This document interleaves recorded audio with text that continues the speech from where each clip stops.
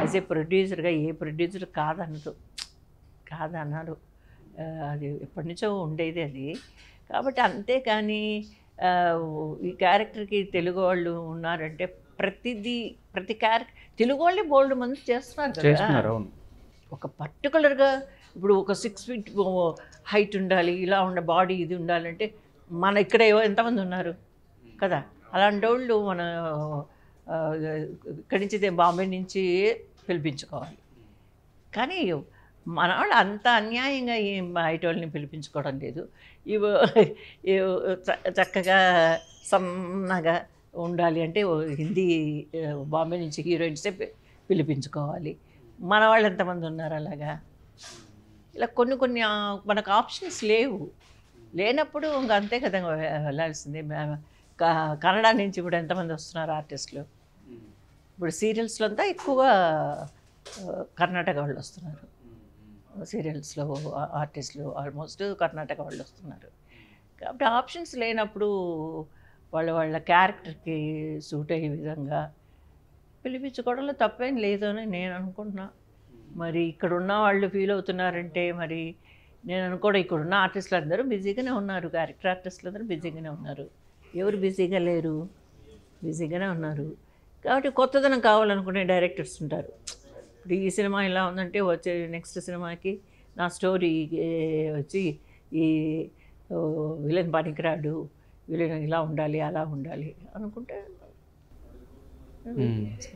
Director choice. అది director గారి choice అండి. ఏది కూడా డైరెక్టర్ ఎలా ఉంటే అలాగే జరుగుతుంది. ప్రొడ్యూసర్స్ కూడా అలాగే, వాళ్ళు డైరెక్టర్ని ఎప్పుడూ ఇచ్చేయరు, కాదనరు. అది ముందు నుంచి నిర్మాతలు అదే విధంగానే ఉన్నారు. అలాగే శ్రీకృష్ణ అనే సినిమాలో ఎన్టీ రామారావు గారితో మీరు యాక్ట్ చేసినప్పుడు ఒక మంచి ఇన్సిడెంట్ ఆయనతో మీకు జరిగిందని విన్నాము. 14 సార్లు మిమ్మల్ని ఎత్తుకున్నారంట. అది నిజంగా అమ్మో ఆయన ఓపిక బాబోయ్. గమ్మత్తుగా ఆ సినిమాలో నాకు ఛాన్స్ దొరికింది. మేము వెళ్ళాం రామారావు గారిని చూడ్డానికనే వెళ్ళాం. అప్పటికి నేను చేశాను ఈ సినిమా ఒక 10-15 సినిమాలు హీరోయిన్గా చేశాను. అది 75 అనుకుంటా. నాకు ఒక మళ్ళీ ఎంత ఉంటుంది 15 years అనుకుంటా. చూసి నా పక్కన ఆనవమ్మా నువ్వు చిన్నదాన్ని ఉన్నావు, కొంచెం బాగా ఒళ్ళుంటే బాగుంటుంది అన్నాడు. సరే నన్ను అగ్రిమెంట్ వేస్తారు అప్పుడే. తర్వాత అడ్వాన్స్ ఇచ్చారు. ఇచ్చిన తర్వాత ఎప్పుడు మర్యాదగా వాళ్ళ ఇంటికే వెళ్ళేవాళ్ళం. ఇల్లు ఆఫీసు అంతా ఒకే చోట ఉండేది. వెళ్ళాం. తర్వాత డేట్స్ ఇచ్చారు 10 సార్లు. ఆయన నోటి నుంచి డేట్స్ అన్నీ ఫిబ్రవరి, ఇప్పటికి నాకే జ్ఞాపకం ఉంది. డేట్స్ చెప్పారు, అంత చేశారు. వెళ్ళాము. వెళ్ళిన తర్వాత ఎందుకో నాకు రామారావు గారు అంటే మటుకు అప్పట్లో రామారావు గారు అందరూ దేవుడు అనేవాళ్ళు. కానీ నాకు ఎందుకో ఆయన అంటే అంత ఒక అభిమానం. సావిత్రి గారు తర్వాత తెలుసుకున్న తర్వాత ఎంత అభిమానంగా గౌరవంగా చూసేదాను. అలాగే రామారావు గారు అంటే ఇప్పటికీ రామారావు గారు అంటే నాకు, నేను ఎప్పుడంటే హీరో అంటే రామారావు గారే అని. నిన్న కూడా ఏదో దీంట్లో వాట్సాప్లో నొక్కితే కరెక్ట్గా రామారావు గారు రాజేశ్వరి అక్క సాంగ్ వచ్చింది.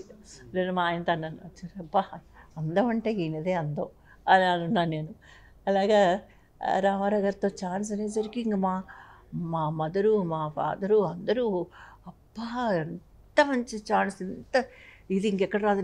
ఈ లోపల మా కడపకి ఫోన్ చేసి మా మామయ్యలందరూ అయ్యో రామారావు గారితో జాంబవతి క్యారెక్టర్ అంటే ఇంపార్టెంట్ క్యారెక్టర్ అది ఇది అని ఎంత గొప్పగా అనుకుంటున్నారు. అంత అయింది. తర్వాత సెట్కి వెళ్ళిన తర్వాత ఆయన కాళ్ళు మొక్కితే కాదమ్మా డైరెక్టర్ చూడండి ఆయన అన్నారు. అదే నాకు తెలియకుండా ఆ ఇన్ఫ్లుయెన్స్ వచ్చింది చూస్తారా, ప్రతిదానికి మెయిన్ డైరెక్టరే ఇంపార్టెంట్ అని. ఆయన అన్నారు, అమ్మ కేవీ రెడ్డి గారు డైరెక్టర్ గారమ్మా ఆయన కాళ్ళు మొక్కు ఫస్ట్, పెద్ద డైరెక్టర్ అమ్మా అన్నారు. తర్వాత అప్పుడు తెలీదు డైరెక్టర్ అంటే ఎంతగా ఇది అనేది. ఇప్పుడు వాడికి నేర్పించిన పాఠాలే మాకు ఇప్పుడు, అంతే ఇంకేమీ లేదు. ఓ డైరెక్టర్ గారంటే గొప్ప ఇది అని చెప్పి ఆయన కాళ్ళు మొక్కి ఆ తర్వాత ఫస్ట్ సాంగ్ స్టార్ట్ అయింది.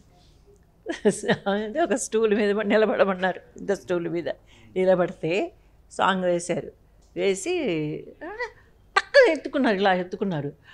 అలాగ షాక్ అయినా అలాగ రౌండ్ తిరిగి తర్వాత నన్ను దింపి ఇలా పట్టుకొని అలాగా కౌగిలించుకున్నారు. ఫస్ట్ ఇట్లా కౌగులించుకున్న వెంటనే ఈ ఎముకలంతా పట పట పట పట ఆ సౌండే నాకు వచ్చింది గట్టిగా.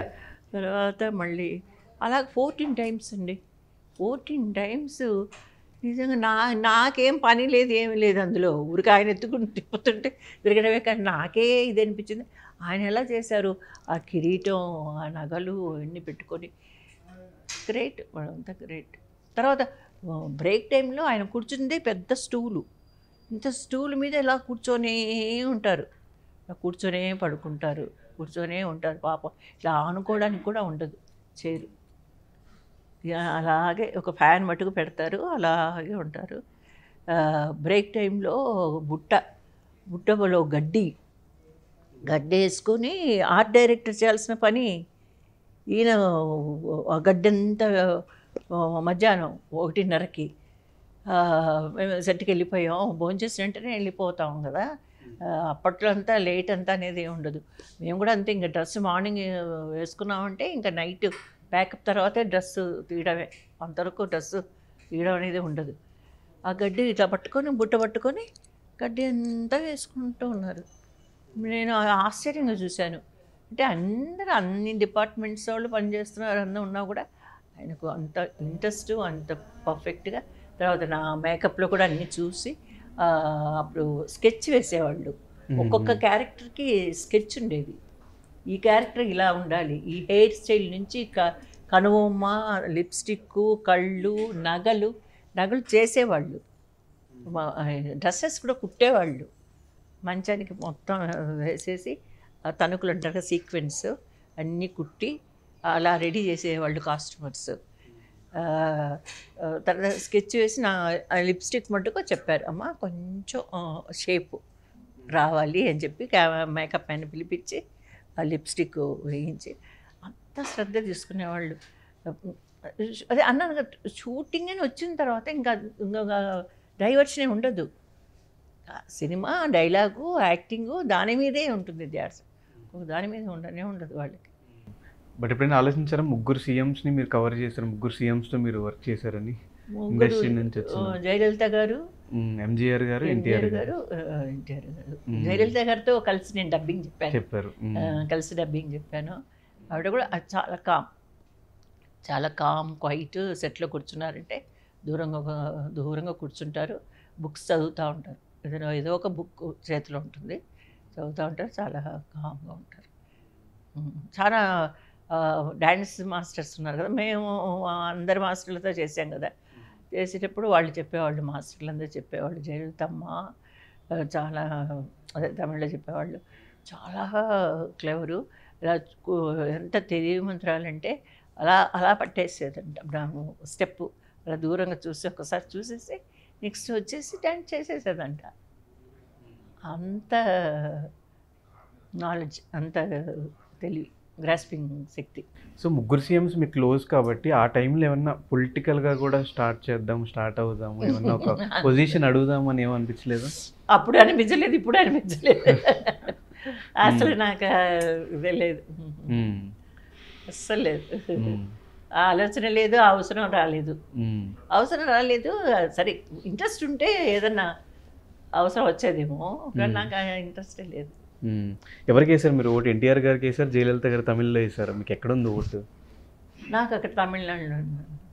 జయలలిత గారికి అలా ఓటు ఎవరికి వేసారు అది చెప్పను. కానీ అక్కడ కరెక్ట్గా అనలైజ్ చేస్తారు. తమిళనాడులో అనలైజ్ చేయడం పక్కాగా చేస్తారు. ఈసారి మరి ఎలాగో అయితే నేను మా ఆయన్ని కూడా అడగను, మా అమ్మాయిని కూడా అడగను ఎవరికి వేశారని. వాళ్ళు చెప్తే వింటాను, వాళ్ళు అడిగితే నేను చెప్తాను, అంతే. ఎందుకు మీ అమ్మాయిని సినిమా వాసన తెలియకుండా పెంచారు? ఏమో తెలియదు, అసలు అందరు అడుగుతారు. ఇప్పుడు నాకే ఆశ్చర్యంగా ఉంది. కానీ చదువు, మా ఆయన కాలేజ్ ప్రిన్సిపల్గా ఉన్నారు కాబట్టి నేను ఇట్లా షూటింగ్స్ వచ్చేటప్పుడంతా మా ఆయన పాపని స్కూల్లో దింపడం, స్కూల్లో పికప్ చేసుకోవడం, మొత్తం 14 సంవత్సరాలు +1 +2 వరకు ఆయనే చేసేవాళ్ళు. నేను వీలున్నప్పుడు వాళ్ళని ఇక్కడికి షూటింగ్ ప్లేస్కి రమ్మని చెప్పేదాన్ని. లేదంటే నేను ఆ, ఆ, ఆ, రాజమండ్రి నుంచి వచ్చేటప్పుడు ఆ, గోదావరి గౌతమి ట్రైన్ ఎక్కానంటే విజయవాడలో దిగి విజయవాడ నుంచి మళ్ళీ చెన్నై ట్రైన్ ఎక్కి ఒక పొద్దున్న దిగిన తర్వాత ఒక సాయంకాలం వరకు మా అమ్మాయిని చూసుకోవడానికి ఉండి మళ్ళీ ఈవినింగ్ ఫ్లైట్ ఎక్కి హైదరాబాద్ వచ్చేదాన్ని. అందరూ అనేవాళ్ళు నిన్న మాతో ఉంది విజయ, ఇప్పుడు ఎక్కడి నుంచి చెన్నైకి వెళ్ళిందని. వాళ్ళు ఆ టికెట్ వేసేవాళ్ళు, వీళ్ళు ఇక్కడ ట్రైన్ టికెట్ వేసేవాళ్ళు. వాళ్ళు అనేవాళ్ళు మరి హైదరాబాద్ అయితే నేరుగా గౌతమి గోదావరి హైదరాబాద్కి వస్తుంది కదా, ఆవిడెందుకు రాలేదు చెన్నై నుంచి వస్తుంది అనుకునేవాళ్ళు. పాప కోసం అని నేను మెయిన్గా అలాగా అది సాక్రిఫైస్ అని చెప్పలేను, తర్వాత కష్టం అని చెప్పలేను, అదొక ఆనందం అంతే, ఒక సాటిస్ఫాక్షన్. అలా వచ్చి అలా కూడా వర్క్ చేసేదాన్ని. అలాగా ఉన్నప్పుడు నాకు ఎప్పుడూ అనిపించలేదు ఈ సినిమా ఫీల్డ్కి, ఎందుకంటే నేను అలా అనుకొని రాలేదు కదా. నాకు సినిమాలు యాక్ట్ చేయడం ఒక ప్యాషన్ అని నేను ఎప్పుడూ అనుకోలేదు, అనుకోకుండా నేను వచ్చాను. ఇప్పుడు ప్యాషన్ అని చెప్పగలను, ఇప్పుడు చెప్పగలను. ఎందుకంటే మన్మథలీల సినిమా తమిళ్లో చేసిన తర్వాత తమిళ సినిమాలన్నీ చేస్తూ అది అలవాటయ్యి దాంట్లో ఒక ఇంట్రెస్ట్, దాంట్లో మంచి మంచి సినిమాలు హిట్ కావడం, తర్వాత తెలుగులో మంచి సినిమాలు చేయడం, తెలుగులో అన్ని సినిమాలు హిట్ కావడం, 100 days 200 days 365 days కూడా ఆడింది మా పల్లెలో గోపాలుడు. అలాగా అలా సినిమాలు చేస్తూ ఉండగా నాకు ఒక ఇంట్రెస్ట్ కలిగి ఇప్పుడు నేను ఈ ఏజ్లో కూడా అది పెద్ద ఏజా చిన్న ఏజ్ అని కదా, ఇప్పటికీ నేను చేస్తున్నానంటే నాకు అది ఒక ఇంట్రెస్ట్, ప్యాషన్. కానీ చేసే పని మటుకు పక్కగా చేయాలి, బాగా చేసావు అని పేరు తెచ్చుకోవాలి అనే ఆశ మటుకు నాకు ఎప్పుడు ఉంది. నా హెల్త్ కోఆపరేట్ చేసేంతవరకు నేను చేస్తాను. ఇప్పుడైతే ఆ మాట చెప్పగలను. అట్టి పరిస్థితుల్లో కూడా మా అమ్మాయిని పాయింట్కి వస్తే, ఒకప్పుడు నేను అనుకున్న ఒకవేళ చదివించిన తర్వాత సినిమాలో చేరుతాను అని మా అమ్మాయి అంటే అప్పుడేమన్నా ట్రై చేసేదాన్నేమో. మా ఆయన కూడా అదే అన్నారు. నేను అడిగాను మా ఆయన్ని కూడా, అడుగుతున్నారు లేదు ఎప్పుడు ఇంట్రెస్ట్ చూపించేది కాదు, చదువు మీదే ఉండేది, ఎప్పుడు సినిమాల గురించి అడిగేది కాదు, మేము కూడా చెప్పేవాళ్ళం కాదు, ఎంకరేజ్ చేసేవాళ్ళం కాదు. ఒకవేళ చదివిన తర్వాత అడిగుంటే అప్పుడేమన్నా మేము ట్రై చేసేవాళ్ళము. ఎప్పుడన్నా నాకు జ్ఞాపకం వచ్చినా కూడా నేను అనుకునేదాన్ని, పాపం హీరోయిన్స్ని చూసినప్పుడు నాకు జాలి కలుగుతుంది. మేము చేసినప్పుడంతా ఏముంది, ఏదో సాంగ్స్ అంతా విజయవాహిని పార్క్లో, తర్వాత లేడీస్ టైలరు డ్యాన్స్లు అన్నీ ఆ పల్లెటూర్లలో అలా చేసేవాళ్ళం. ఇప్పుడు వచ్చే హీరోయిన్స్ డ్యాన్స్లు అంతా పాపం ఐస్లో ఎక్కడికో ఫారిన్లో వెళ్ళి ఆ డ్రెస్సులలో ఆ ఐస్లో దాంట్లో అంతా వాళ్ళు కష్టపడేది, 3 o'clock 4 o'clock లేచేది. ఇవన్నీ చూస్తే నాకు ఒక్కోసారి అనిపిస్తుంది, బాబా మనం పడ్డ కష్టాలని మన అమ్మాయి కూడా ఎందుకు పడాలి అనే ఫీలింగ్ అప్పుడప్పుడు వచ్చేది నాకు. కానీ నేను ఎప్పుడు చెప్పలేదు బయటికి, ఆ ఫీలింగ్ అయితే వచ్చేది. కానీ వంశీ గారు ఉన్నారు కదా, పెద్ద వంశీ గారు సినిమాలు చేసినప్పుడు లేడీస్ టైలర్ నుంచి అన్ని సినిమాలు చేశాను కదా, చేస్తే 3 o'clock లేచేవాళ్ళం. ఆయనకి 7 o'clock కాల్ షీట్ అంటే 7 o'clockకి కెమెరా ఆన్ అయిపోవాలి. అరకులో షూటింగ్ చేసేటప్పుడు మార్నింగ్ 7 o'clock బాగా చల్లగా ఉంది, కానీ అక్కడ రూమ్స్ కూడా లేవు. నీళ్లు వేడి చేసి తీసుకొచ్చి దీని మీద కట్టెల పొయ్యి మీద కాచి తీసుకొస్తారు.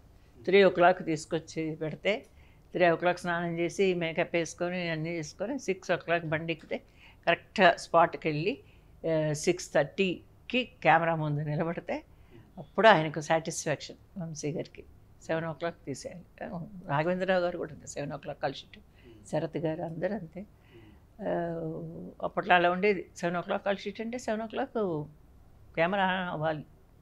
మరి ఇప్పుడు మళ్ళీ మీ మనవాళ్ళు మనవరాళ్ళు ఏమన్నా వాళ్ళకి ఏమైనా ఇంట్రెస్ట్ మనవరాళ్ళు లేరు, మనవడే ఉన్నాడు. వాడికి జస్ట్ 3rd standard చదువుతున్నాడు.